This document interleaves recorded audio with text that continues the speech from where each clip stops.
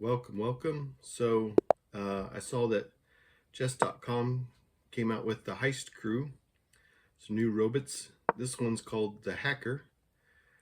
I think that surely means because he coughs a lot, probably. And yeah, I'm sure of it. So I'm going to do a battle royale here against the Hacker, the cougher. Drinking his coffee, looks like. And review the numbers afterwards and see how I do against this hacker.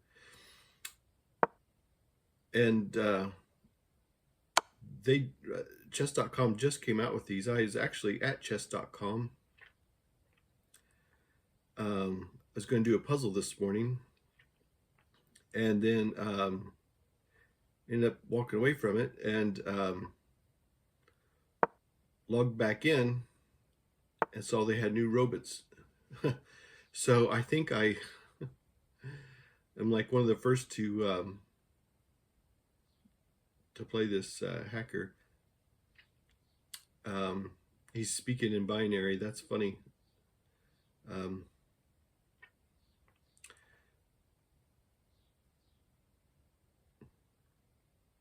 When I was a younger person, I got a degree in computer science, and oh gosh, I'm pinned. What am I thinking?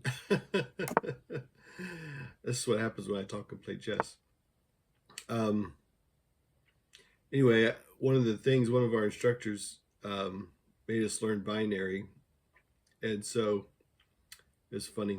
I learned things like have a good day or whatever in binary, and I used to put that on papers that I'd turn in.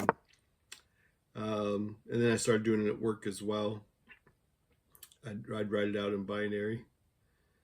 A few other geeks would appreciate it, but most everybody else just got annoyed with it. So that's all right. I thought it was funny. So now my opponent has double stacked pawns. There is a danger with that G file opening up like that. Usually that rook slides over and it's right over the king. And if that bishop wasn't there, I'd have a beautiful fork. So, okay. And I thought I would leave the sidebar evaluation on. You don't get the triple crown when you play if you win. But I was watching some other chess videos and from other people, and they left the sidebar on, and I thought it was kind of cool because you can kind of see the progress. If you're playing a game, it's kind of not fair against your opponent. My opponent here is the computer, so that's okay. But yeah, I thought my audience would enjoy seeing the, as I refer to it sometimes as the Richter scale shaking up. But if you're not familiar with that sidebar evaluation, if you're playing white, you want to go positive. You want it to be a positive number.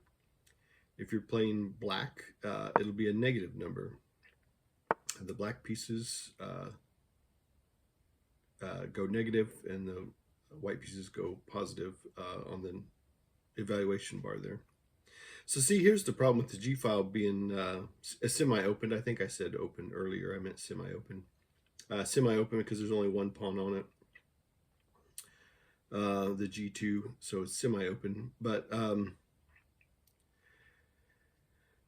yeah, the H4 is a good place to camp the knight sometimes, but because it can protect the G2 square.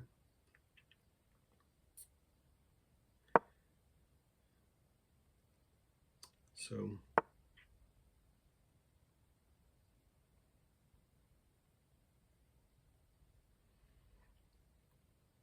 still thinking about that F5, but I need to play clean chess. Sometimes with these, excuse me, sometimes with these robots, I get a little sloppy because I think, it's just a robot or whatever, and then the robots are fun because you can try new things, You know, you can get a little more daring than if you were playing a live game or something and you're concerned. But yeah, the robots are fun. Just gonna keep pushing the pawn and see what happens.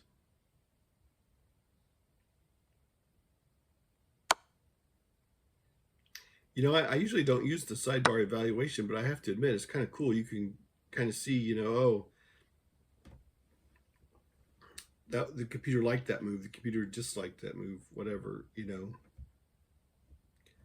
So the computer has me ahead by a lot. Um, it's at a 3 or a 5. I think it's time for stronger glasses, but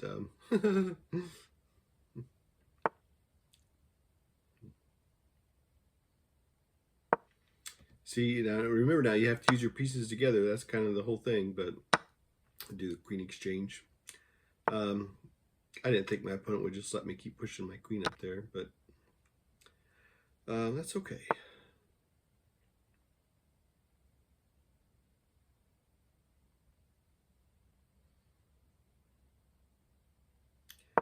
But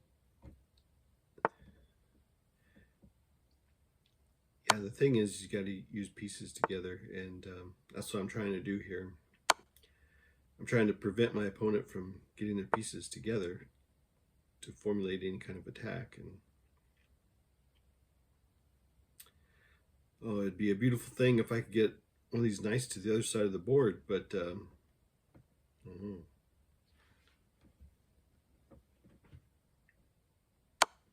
Let's see what we can do here.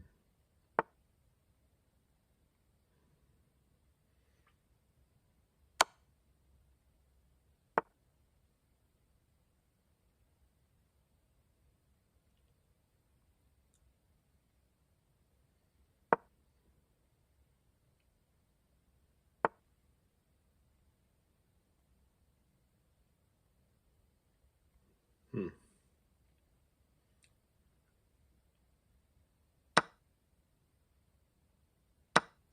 We'll see. Okay.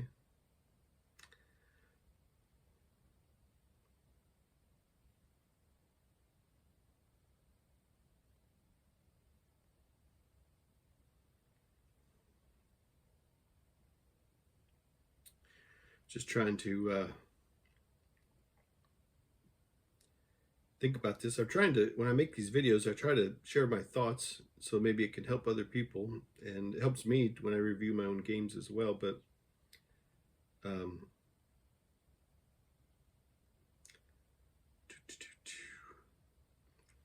if I do the rook exchange, I feel like I just help my opponent because they're going to just straighten out their pawns. But like that. So okay.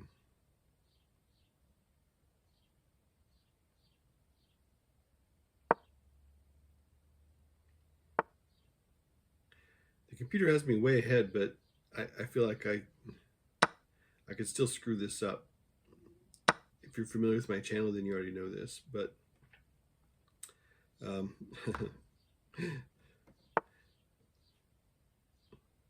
so I think at this point I'm up an entire piece. I'm just gonna clean house on some of these pawns. I know this is gonna be I'm gonna take a pawn and lose a pawn, but I want to eliminate the last of my threats here, which are these pawns really. My knight is protecting because I don't have an escape route, but since my knight's sitting there, that's fine for now. There's nothing that can get my knight or anything like that, so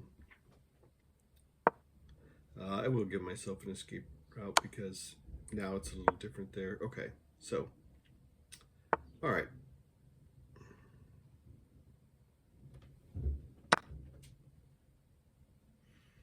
So now proper play should finish this off.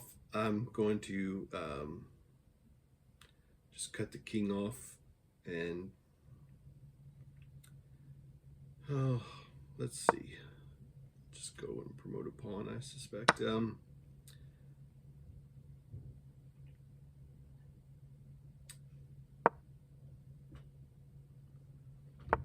So usually here in the in-game like this, you want your king on top of your pawns to promote, and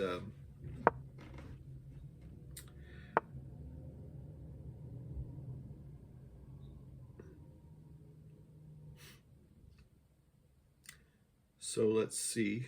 I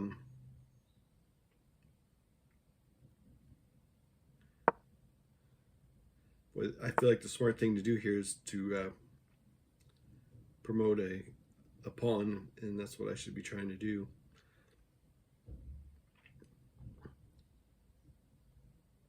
And so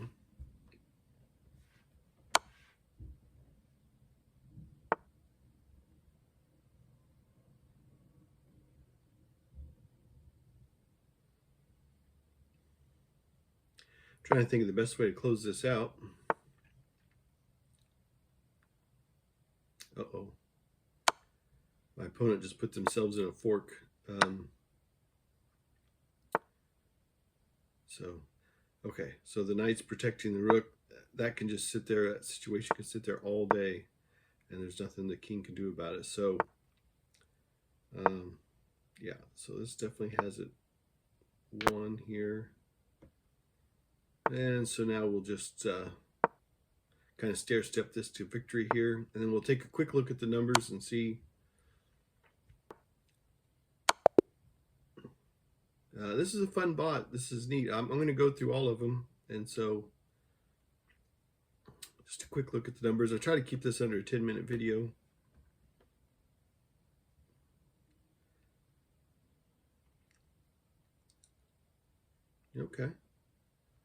Okay, kind of surprised myself on that one. I didn't think I did that well, but okay, I'll take it. I made a blunder there. Okay, so hey, thanks for watching. Hope you enjoyed it. Have a great day.